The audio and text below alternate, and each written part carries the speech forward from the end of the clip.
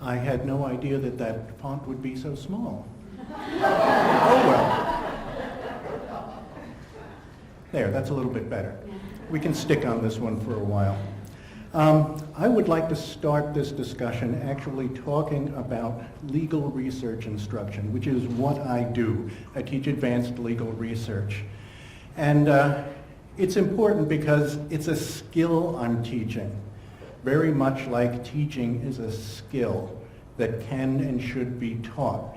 And it's also similar in this way too. By the time I get these students in advanced legal research, they've already had Lexis, they've had Westlaw, they've been using Google all of their conscious lives already. And so they're already familiar with the tools, they've been using the tools, and they fall into a couple of groups. There are the people who are intuitive and instinctual, and they get these things and they use them pretty well already.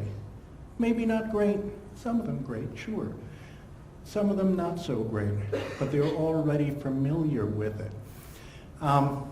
And so what I do, I start talking to them about Boolean algebra. I use that big word in order to make them pay attention to me a little because they think they're going to get something they haven't heard before.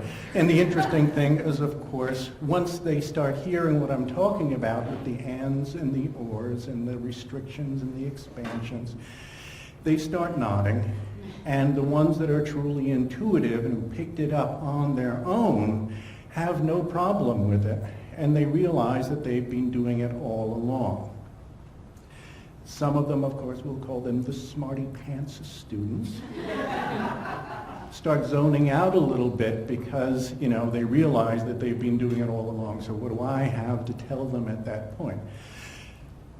Here's the thing I have to tell them, and here's what's really important about it.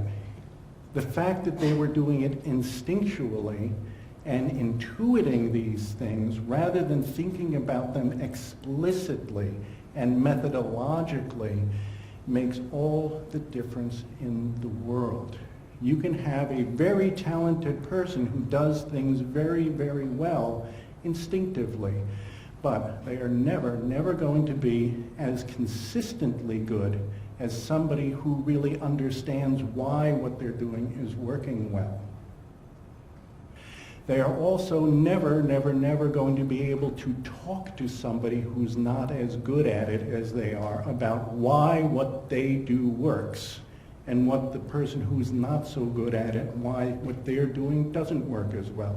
Because the vocabulary doesn't exist and there is no conceptual model. So that's what I want to talk about today with teaching, a conceptual model. We learn how to teach the same way the students I get in my research class have learned how to do research, by seeing examples and just trying to instinctivize it out. Is that actually a word? I don't know. They either get it or they don't. We have teachers in all of our law schools and our universities. We actually do have training in teaching, right? We've been in school as students forever by the time we walk in front of a classroom. And the people who have good intuitions and good instincts will have naturally picked up on what works and what doesn't, and they'll do very, very well, just like my good researcher students. But without the vocabulary to explain what's going on to themselves as well as to others, you're never going to be as consistently good as somebody who has the vocabulary and the conceptual model. The conceptual model is absolutely necessary.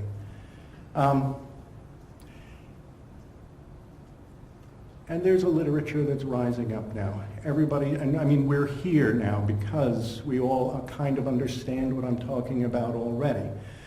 And the examples you see in the literature that are arising, there are books, and there's a book I read recently which has a lot of great examples of good teaching. One of the examples, they talk about empathy and how important empathy and getting down with where the students are intellectually is concerned, et cetera, et cetera.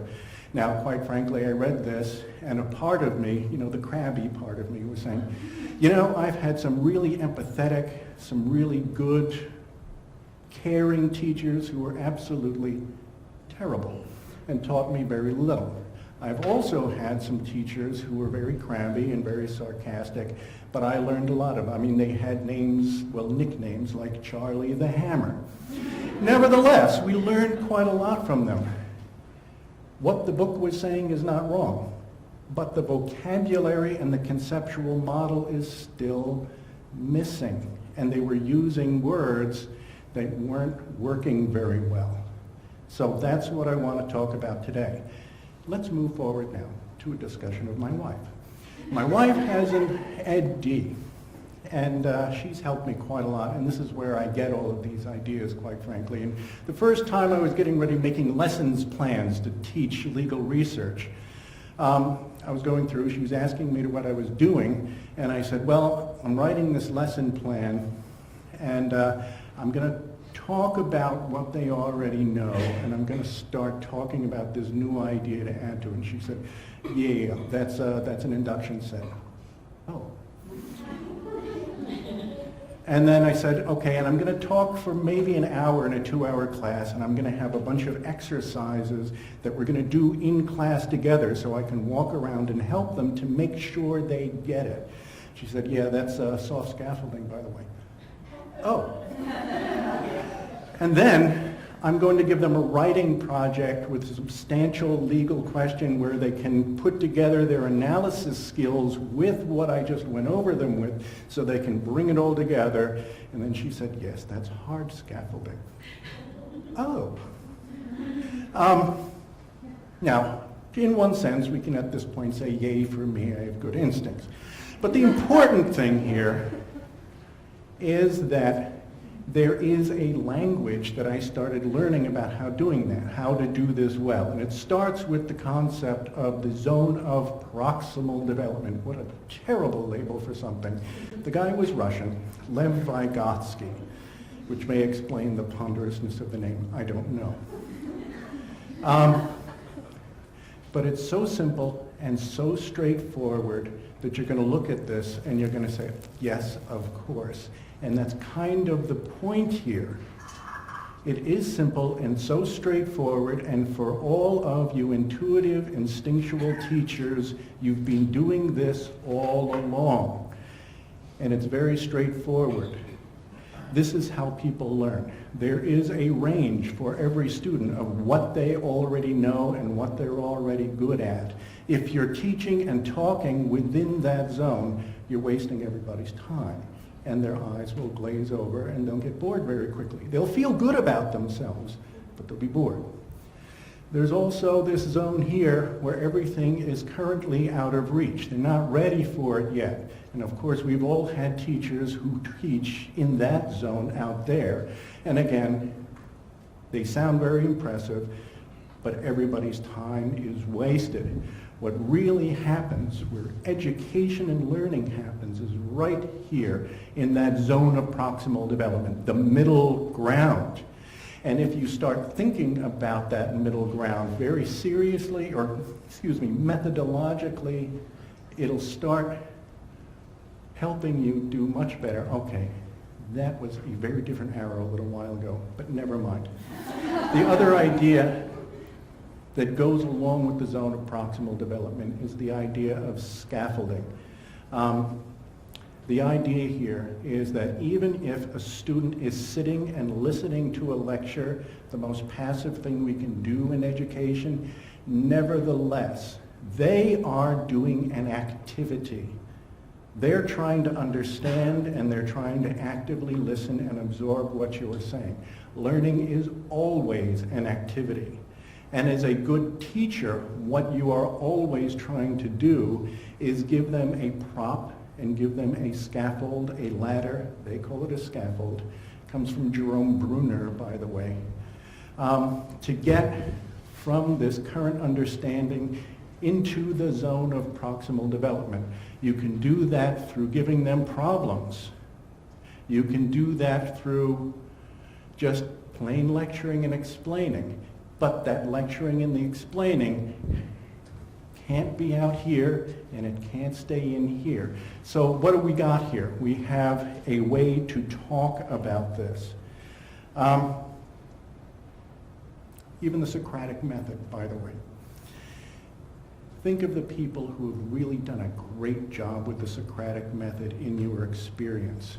I suggest to you that if you really analyze what happened and what went on, is that they instinctively had an idea of the zone of proximal development, and what they were constantly doing through the questioning wasn't just harassing you, it wasn't just going through steps, but actually trying to lead you from what you already knew to what you don't know, and what they were leading you to with their help. So, as you go forward and you think about planning, here's a vocabulary to start thinking about. What works and what does not work. For everything that you do in a classroom, is it a prop for the student to get up beyond what they already know, but not too far?